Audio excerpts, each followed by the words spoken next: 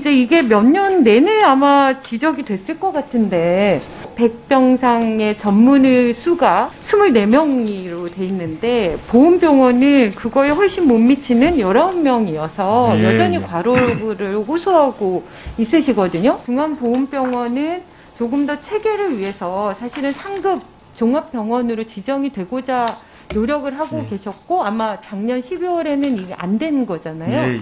종합병원의 요건 중에 신생아에 관한 내용들이 들어있던데 사실은 중앙보훈병원은 보훈병원 그 자체로서 특수성이 있기 때문에 맞습니다. 평가 방식이 좀 달라야 될 것 같거든요.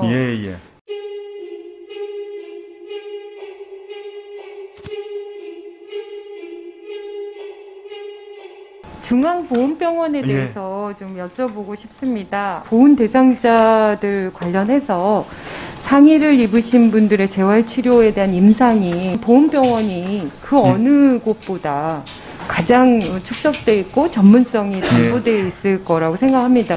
그러면 중앙보훈병원은 조금 더 체계를 위해서 사실은 상급 종합병원으로 지정이 되고자 노력을 하고 계셨고 아마 작년 12월에는 이게 안 되는 거잖아요.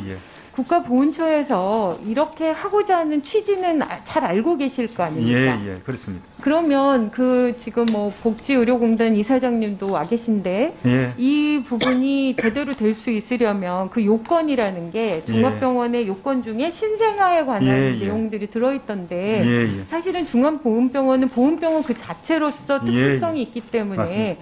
이런 것들이 조금 더 가산이 되거나 평가 방식이 좀 달라야 될 것 같거든요. 사실 뭐 의원님 잘 아시지만은 세계 어느 나라 치더라도 국가보훈병원이 그 나라에서 제일 그 우수한 병원이라는 것은 다들 알려져 있고요. 우리 보훈병원도 반드시 그렇게 되어야 된다고 봅니다.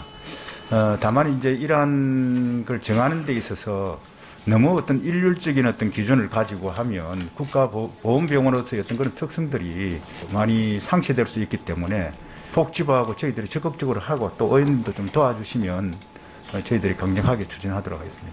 상급 종합병원으로 지정이 될 수 있도록 최대한 모든 관계자분들께서 노력을 해주시면 좋겠고 저희도 거기에 힘을 보태겠다는 말씀 드리겠습니다. 그런데 이제 이게 몇 년 내내 아마 지적이 됐을 것 같은데 2020년 기준으로 100병상의 전문의 수가 24명으로 돼 있는데 보훈병원은 그거에 훨씬 못 미치는 19명이어서 여전히 과로를 호소하고 있으시거든요. 근데 왜 그 전문의 수가 이렇게 보강이 안 되고 있을까요? 예산 부족입니까? 뭐 이사장님이 답변해 주시겠어요? 네.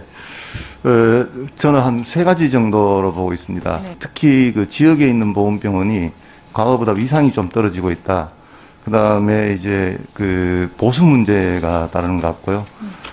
그리고 이제 또 전문의가 없고 전공의가 없고 이러다 보니까 이게 악순환이 되면서 근무 환경이 나빠지는 어떤 이런 것들이 있습니다. 그래서 조금 전에 우리 존경하는 진선미 의원님께서 상급종합병원 말씀해 주셨는데 어떤 이런 것들을 빨리 추진을 좀 해서 위상을 올리고 또 환자한테 질 높은 서비스를 베풀음으로써 신뢰를 얻고 선순환을 해야 된다고 생각합니다.